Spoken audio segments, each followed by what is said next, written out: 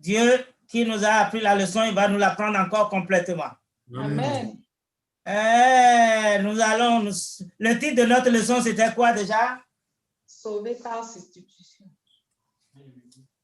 Alors, quel est le personnage principal de notre leçon d'aujourd'hui?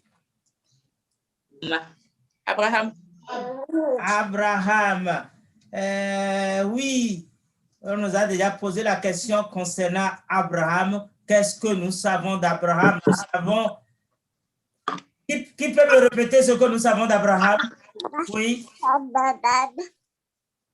Oui. Abraham vivait dans sa famille idolâtre et Dieu l'a appelé du milieu d'eux.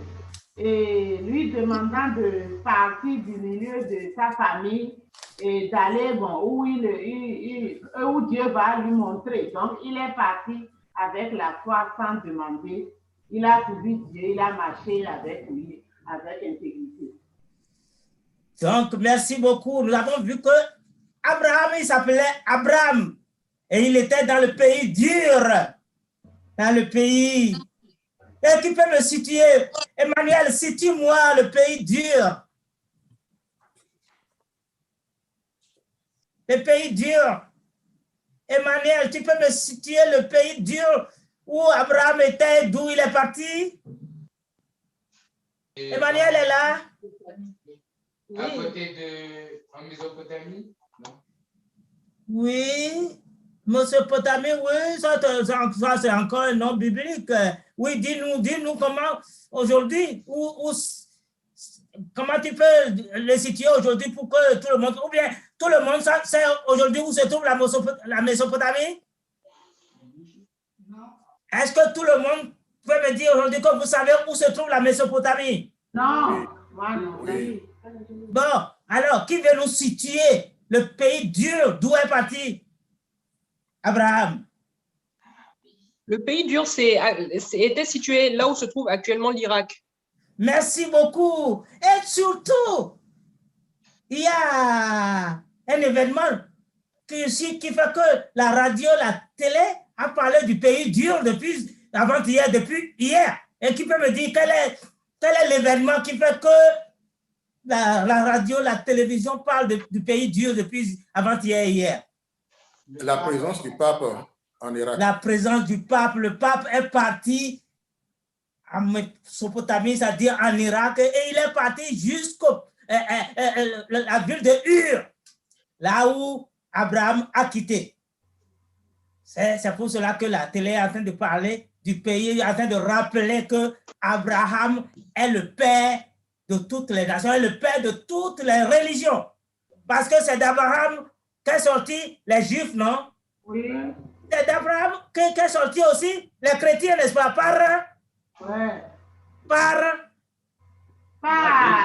Jésus. Pas Isaac. Par Jésus, c'est Abraham qu'est sorti aussi les musulmans par Ismaël. Ismaël. Merci beaucoup. Vous devez connaître tout ça. Quand nous lisons la Bible, il faudra qu'on cherche à savoir, il faudra qu'on connaisse. Donc, le pays Dieu, c'est un pays qui existe encore aujourd'hui. Quand on lit la Bible, ça, on peut savoir que bon, c'est un pays, c'est imaginaire, mais c'est en Irak et le pape était là-bas hier. Pour revenir à notre leçon, le titre, nous avons dit la substitution. Et nous avons dit le personnage principal de notre leçon aujourd'hui, c'est Abraham, c'est Isaac. Abraham, Dieu lui a dit de sortir parce que Dieu a regardé son cœur. Dieu a dit, ah, celui-ci, je peux l'utiliser. Je veux l'utiliser. Et pour que Dieu puisse l'utiliser, parce que Dieu l'a vu parmi tous les autres. Il a vu comment il n'est pas comme les autres. Ou bien, si Dieu l'a appelé, c'est pas parce qu'il n'est pas comme les autres. Oui. Oui, c'est parce qu'il n'est pas comme les autres, parce que Dieu a vu le cœur. Dieu voit nos cœurs. Nous sommes ensemble. Mais Dieu voit le cœur. Dieu a vu auprès d'Abraham. Mais Dieu a fait 3 épreuves à Abraham. Aujourd'hui, ce que nous lisons aujourd'hui, c'est la 3e épreuve. La première épreuve, c'était quoi? Vous l'avez dit tout à l'heure? Quitter sa nation. Quitter son pays. De quitter sa famille. Le frère, comment il s'appelle? Le frère, le Gabonais. Comment il t'appelle déjà? Anatole. Hein? Anatole. Anatole, est-ce que ça te fait plaisir depuis près de 2 ans ou bien près d'1 an que tu as quitté ta famille, tu as quitté tes parents et tu habites ici? Est-ce qu'il ne te manque pas? Tu ne réponds pas, Anatole n'est pas là? Ce n'est pas toujours facile de quitter. Dieu lui a dit de quitter sa famille. C'est la première épreuve pour montrer, mais est-ce qu'il m'aime plus que son père? C'est vrai, son père l'a suivi. Mais les autres femmes, même de la famille, c'est la première épreuve pour lui. Il a quitté. Il a quitté. La sœur Kyria, tes parents te manquent déjà, ça fait que 4 ou 5 mois. Oui, beaucoup. Ah, il te manque beaucoup. C'est la première épreuve pour Abraham. Et Dieu lui a dit de sortir, de quitter. Et la seconde épreuve, c'est Dieu lui a dit d'aller, mais est-ce qu'il sait là où il va? Non, il ne sait pas là où il va, mais Dieu lui a dit, va là où je te montrerai. Il ne sait pas, et je te bénirai. La seconde épreuve, c'est qu'il attend cette bénédiction que Dieu lui a promis. Dieu lui a dit, va et je te bénirai. Et il a souffert pendant combien d'années? 25 ans. 25 ans à attendre la réalisation de cette promesse de Dieu. Ce n'est pas une épreuve? Ouais. Oui, quand Dieu lui a parlé, c'est Dieu même qui lui a dit, va, sors, vas-y, je te bénirai. Et la première année, il fait tout pour plaire à Dieu. Il fait tout pour plaire à Dieu parce que quand nous lisons Genèse 12, nous allons voir que Dieu l'a encore mis à l'épreuve pour voir s'il fait vraiment, s'il tient à lui. Il fait tout pour plaire à Dieu. Pendant 25 ans, il n'a pas eu. Ce n'est pas une épreuve? Ouais. C'est la deuxième épreuve. Après 25 ans maintenant, il y a eu l'accomplissement. Oh. Remarquez quelle devait être sa joie. Quelle devait être sa joie de dire, ah, Dieu a accompli. Donc, tout son espoir s'est basé sur ce fils. Ce n'est pas vrai? Oui. C'est le fils de son espoir. C'est sa vision, de sa promesse, la promesse que Dieu lui a faite. Et un jour, Dieu l'appelle pour lui dire, prends ton fils, ton unique. Dieu même a dit que tu aimes. Vous avez lu ça, non? Oui, parce que qui est-ce qui n'aime pas son enfant ici? Parce que tout le monde, nous aimons. Encore un enfant qu'il a attendu pendant 25 ans. Avant d'avoir cet enfant, il avait déjà 100 ans. Il avait déjà 100 ans avant de l'avoir. Et on lui dit maintenant, après qu'il a attendu, je pense que le maître nous a rappelé quelque chose. Quand Dieu a dit à Abraham que Sarah, ta femme, va avoir un enfant, quelle a été la réaction de Sarah dont on a parlé? Et le maître l'a dit tout à l'heure. Elle a ri. Pourquoi elle a ri? La sœur Kyria, pourquoi elle a ri? La sœur Kyria, pourquoi elle a ri? Elle se voyait avancer en âge. Elle ne pouvait pas. Elle voyait que physiquement, naturellement, non, je ne suis plus. Non, non, ça, j'ai dépassé ça. Ce n'est pas possible. Est-ce que quelque chose est impossible à Dieu? Non. Non, rien n'est impossible à Dieu. Maintenant, Dieu a donné cet enfant. Et ils ont eu cet enfant. Regarde, ça doit être la joie dans la maison. C'est la joie dans la maison. Cet enfant est choyé. Et Dieu parle à Abraham et dit, prends cet enfant que tu aimes et va au lieu que je vais te montrer et va le sacrifier. Ce que je veux que vous, la première leçon que je veux que nous apprenions là, c'est que Dieu a parlé à Abraham. Est-ce que Dieu lui a parlé pendant qu'ils étaient en train de manger? Non. Nous sommes venus maintenant, nous sommes en train de prier. Si je veux que Dieu me parle, c'est entre moi et Dieu, je dois prier, je dois prier. Ce n'est pas quand nous sommes en train de crier ensemble, nous sommes en train de dire que Dieu va me parler. Non. Abraham s'est rapproché de Dieu. Pour que nous entendions la voix de Dieu, il faut que nous disons comme Samuel, parle, mon sauveur, car ton serviteur écoute. Et ce n'est pas quand nous écoutons la télé, ce n'est pas quand nous écoutons la radio, ce n'est pas quand nous sommes en groupe, c'est quand je suis avec Dieu, je veux t'entendre. Dieu, parle-moi, parle-moi. C'est en ce temps que Dieu nous parle. Dieu va nous parler ce matin. Amen. Dieu a parlé à Abraham. Mais est-ce que l'enfant là était pour Abraham seul? Non. Non. Hein? Non. Mais pourquoi Abraham n'en a pas parlé à sa femme Sarah? C'est la seconde leçon que je veux qu'on apprenne. Sarah aurait pu le décourager. Mais pourquoi? Comment est-ce que vous voyez? Pourquoi tu penses que Sarah pourrait le décourager? Quelle logique tu tires de là? Oui. Moi, à la place de Sarah, j'aurais découragé mon mari parce que non seulement j'ai été avancée en âge, j'avais plus de 75 ans avant de tomber enceinte. Et mon seul enfant en plus, il va venir me dire que Dieu a dit d'aller le sacrifier. Je vais dire, mais tu es malade? Je vais pas le permettre, en fait. Donc, selon moi, je crois que Sarah aurait pu décourager Abraham. Oui, est-ce que quelqu'un veut dire autre chose? Oui. Moi, je dirais carrément que Dieu ne peut pas dire ça. Oui, tu diras carrément que Dieu ne peut pas dire ça. Dieu ne peut pas dire ça. Oui, quelqu'un d'autre? Oui, il y en a qui vont dire, mais c'est l'enfant de nous les deux. Hein. Si Dieu avait dit ça, il devrait me dire ça aussi. Donc, oui, c'est vrai. Toi seul, tu vas donner à Dieu. Oui, quelqu'un d'autre? La maman a souffert pendant toute la grossesse, c'est elle qui a porté l'enfant, c'est elle qui a accouché, et c'est elle qui a souffert le plus dans cette histoire. Donc, elle va pas permettre que son mari aille sacrifier l'enfant comme ça. D'accord. Bon, vous avez vu que Sarah devait réagir comme ça, mais on voit que Abraham ne lui en a pas parlé. Pourquoi Abraham ne lui en a pas parlé? Il avait la foi. Bon. Abraham a la foi. Abraham, comme il a dit à Isaac qu'ils reviendront encore tous les deux. Il avait dit aux serviteurs de les attendre ici et qu'eux, ils iront faire le sacrifice et qu'ils vont revenir. Ça nous prouve qu'il a quand même la foi que Dieu va lui faire ramener cet enfant. Ça veut dire que tu veux me dire que Sarah n'a pas du tout de foi?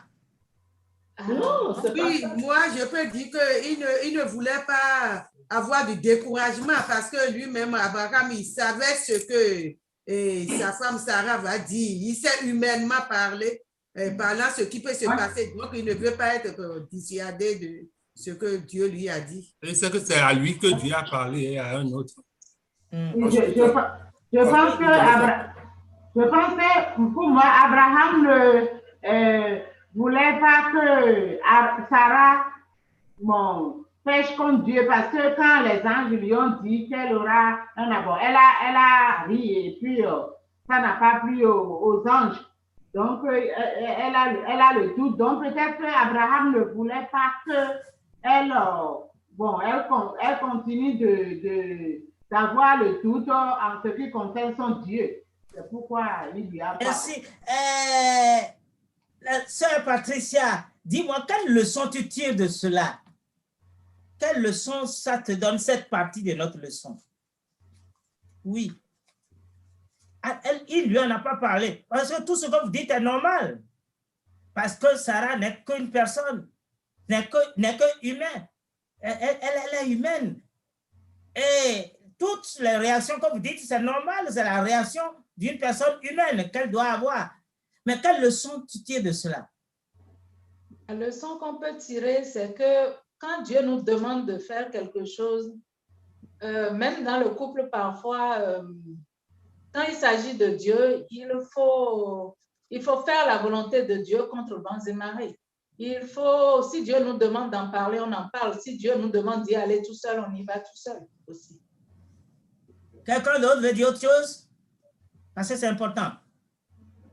Oui, on peut aussi avoir la leçon que je peux encore retirer, c'est que il peut aussi arriver à des moments où Dieu peut parler aussi à la femme, même dans le couple aujourd'hui, et l'homme peut mettre ça aussi en doute.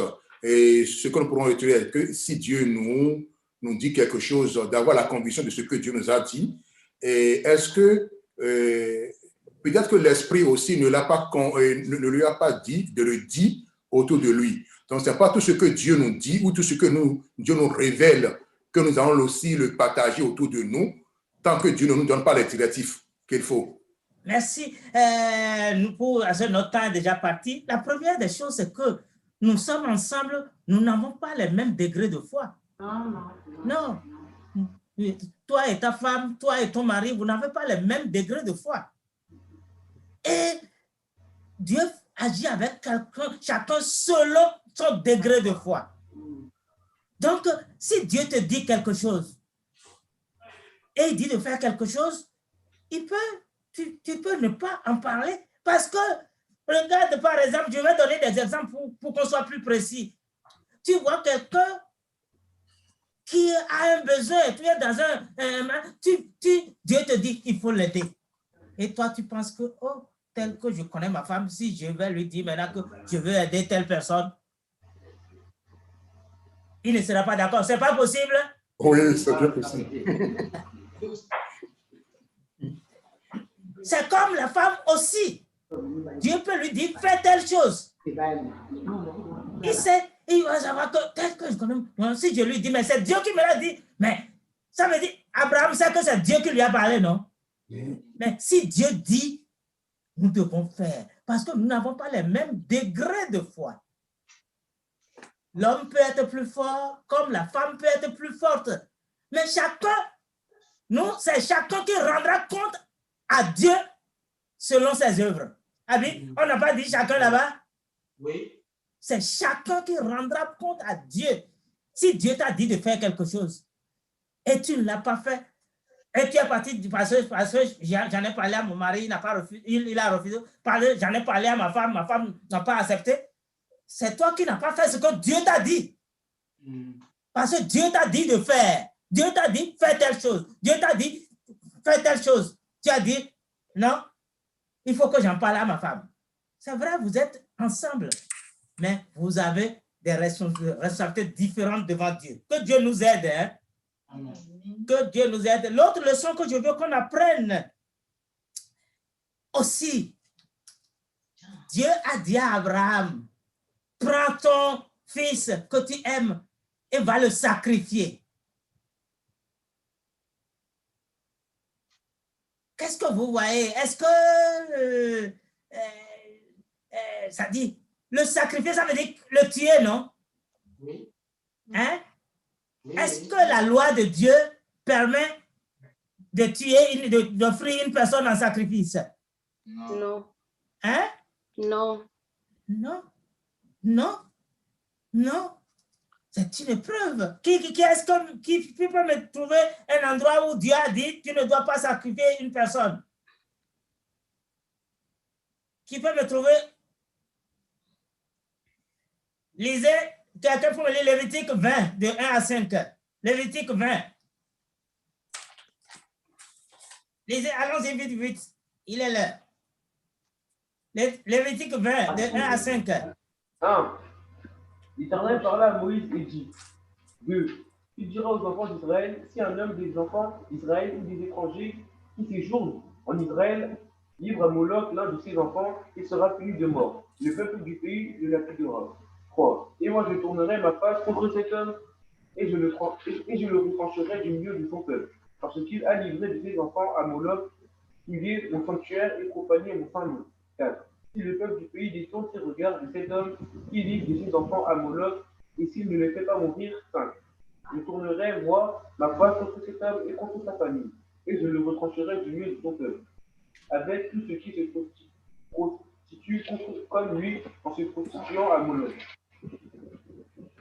Merci beaucoup. Donc, nous voyons là, même si cette loi n'était pas encore écrite au temps d'Abraham, la loi existait déjà. Donc, Dieu, est-ce que Dieu a changé? Non, il n'a pas changé. Non, Dieu n'a pas changé. Mais Dieu lui a dit ça parce que Dieu veut voir comment il a confiance en lui. Il a déjà fait un premier essai, il a fait un deuxième essai pour voir là où il en est, le 30 degrés.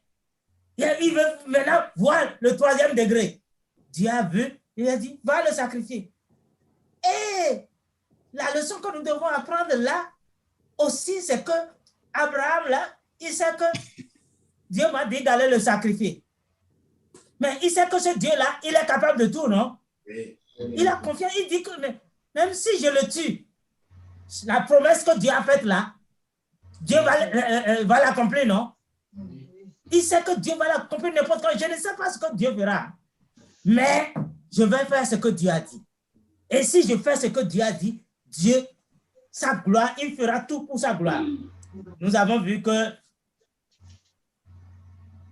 quand il a fait cela, quand il veut lever la main comme ça, il est allé jusqu'à... Parce qu'il n'a pas fait semblant, ou bien Abraham a fait semblant. Est-ce que Abraham a fait semblant de tuer son fils? Non. Il n'a pas fait semblant.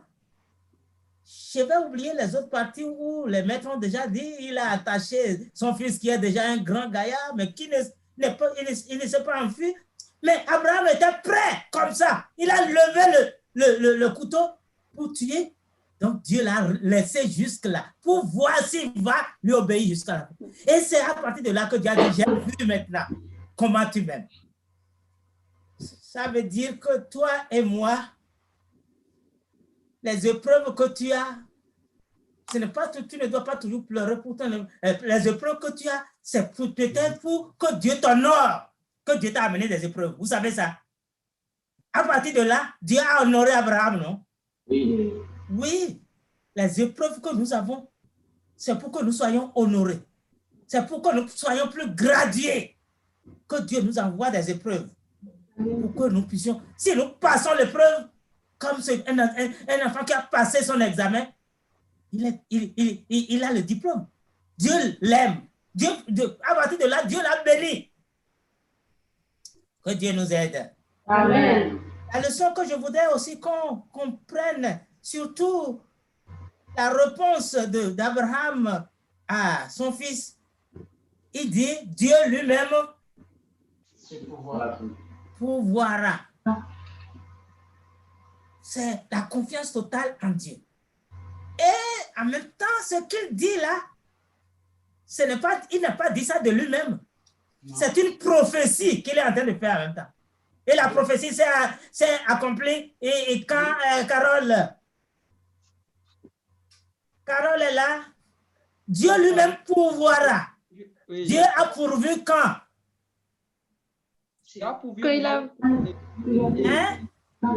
Qu'il a voulu abattre son fils. Oui, ça c'était le symbole, mais Dieu, l'accomplissement de tout ça. Quand il a envoyé Jésus pour le sacrifice. Merci. Quand il a envoyé Jésus, cette parole que Abraham a dite, c'est l'Esprit de Dieu qui lui a dit de dire ça. Et il a dit ça. Et l'accomplissement, c'est quand Dieu a envoyé son Fils unique. Jean 3,16, vous pouvez répéter tous ensemble, car Dieu a envoyé son Fils afin que quiconque croit en lui ne périsse point, mais qu'il ait la vie éternelle. Merci.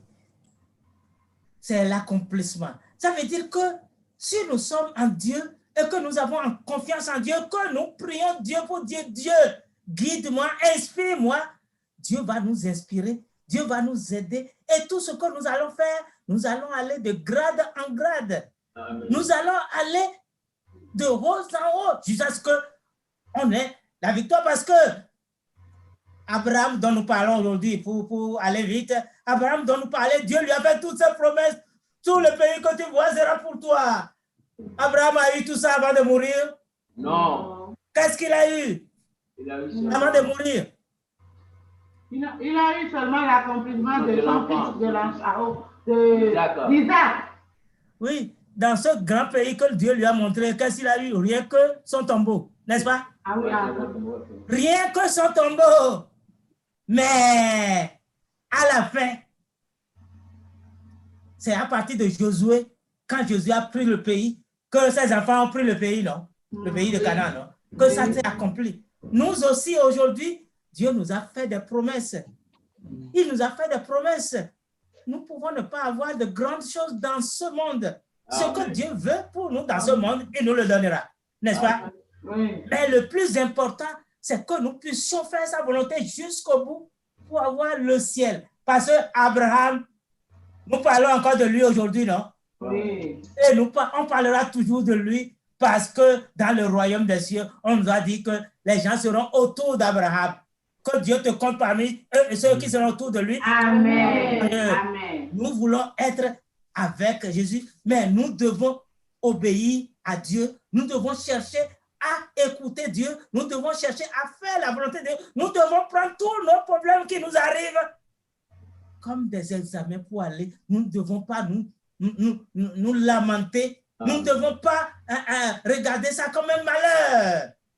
Parce que Dieu, Jésus a dit, je suis avec vous tous les jours jusqu'à la fin du monde. La fin du monde est déjà arrivée?